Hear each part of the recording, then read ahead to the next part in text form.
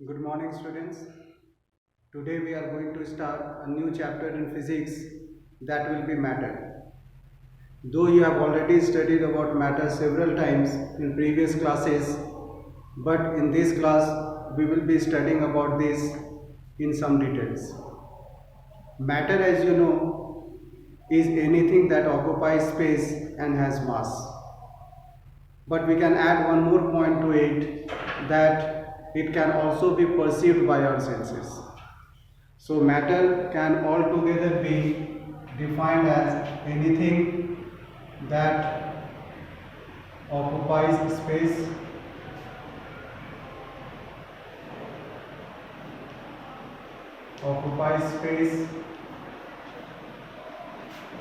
has mass, and can also be perceived by our senses. This is a new point to be added in the definition of matter.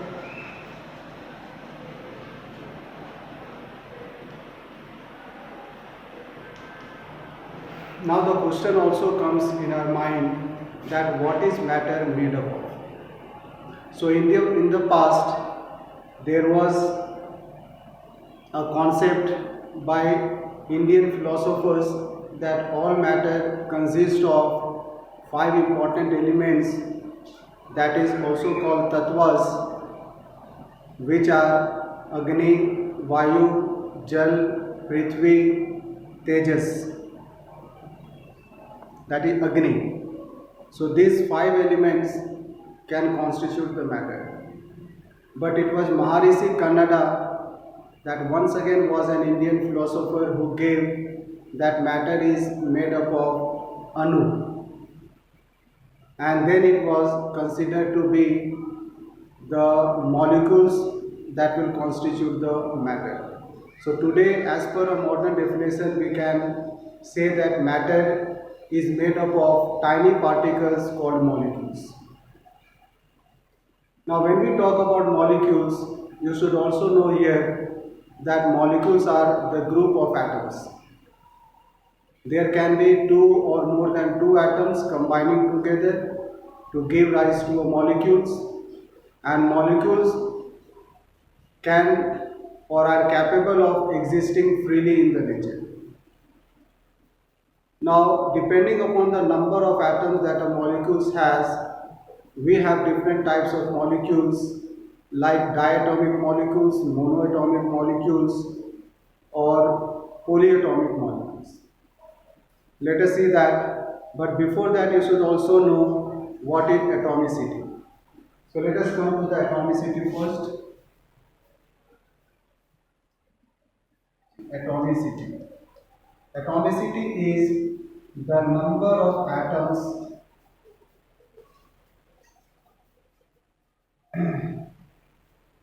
that is present in one molecule of an element.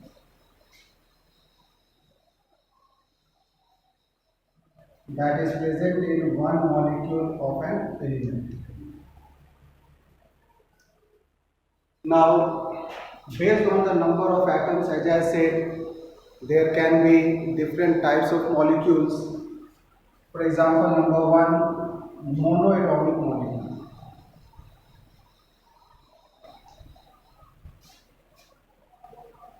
Monoatomic molecule. So these are the molecules whose atomicity is 1. That means they will contain only one atom in it. Example, helium, neon, argon, etc. Then we have diatomic molecules.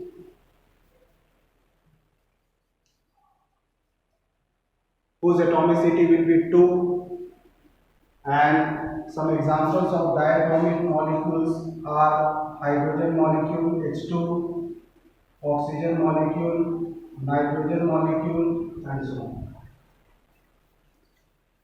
Now, if a molecule has 3 or more than 3 number of atoms present in it, then we can say that these are polyatomic molecules. So polyatomic molecules are the molecules that can be triatomic, tetraatomic, octatomic, or in other words that contains more than 3 or more than 3 atoms in it. For example,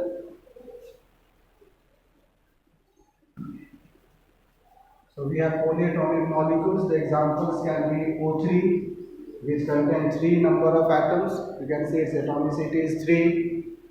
Then we have phosphorus molecule, whose atomicity is 4.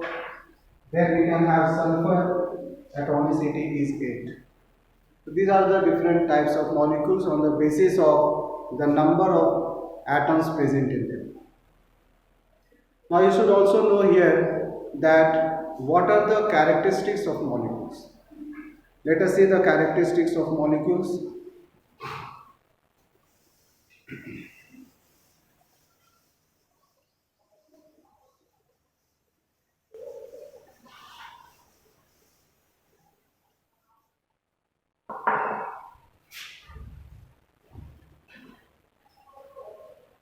Characteristics of molecules.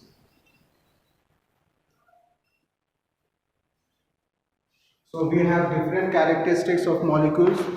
You can see here that they are very small in size. You all know that molecules are very small in size and we cannot see it with the naked eyes. We need microscope to see it. So this is the first characteristic, that they are very small in size.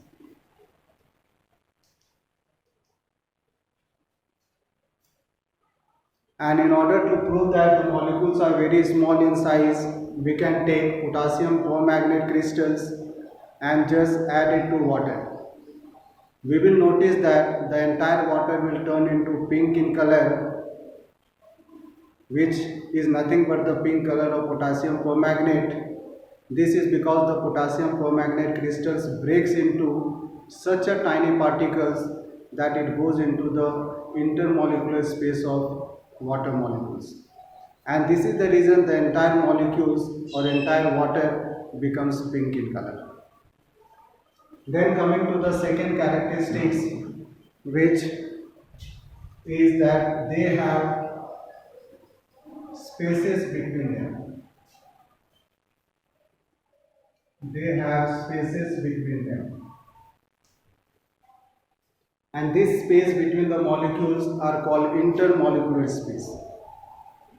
So no matter whether the matter is solid, liquid or gas, there will have some separation among them, and this separation is the intermolecular space. So all molecules will have intermolecular space.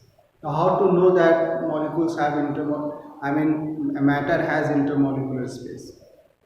For this you can prepare a sugar polyol solution, and you will notice that the level of water never rises, because the sugar particles goes into the intermolecular space and occupy those space, thereby not rising the volume or level of water. Then we have third, that they are in constant motion. They are in constant motion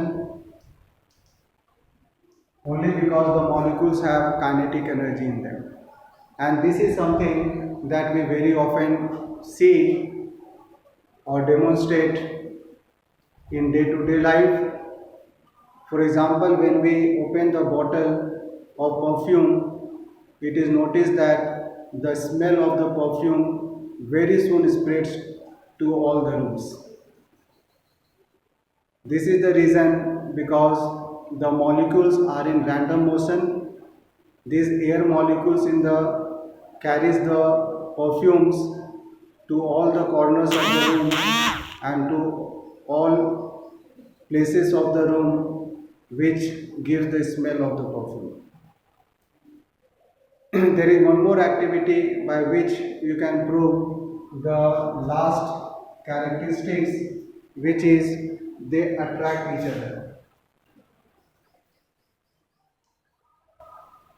They attract each other.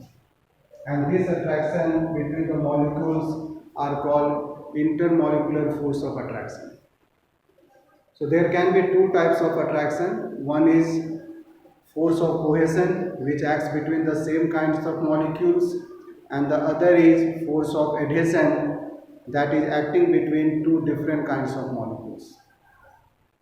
So whatever the molecules are, there will always be a force of attraction, and every time we can feel that attraction. For example, when you break this chalk into two pieces, you might feel that there is some attraction inside, due to which you have to exert some force to break it.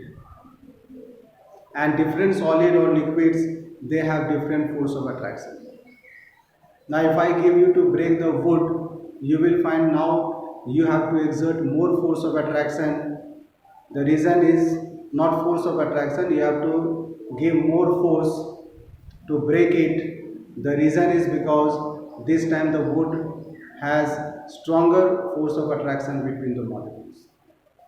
So this way we have different magnitude of the forces of attraction among the molecules depending upon the types of the objects. So let us stop here with these four characteristics. These are very important and you have to learn them. Thank you.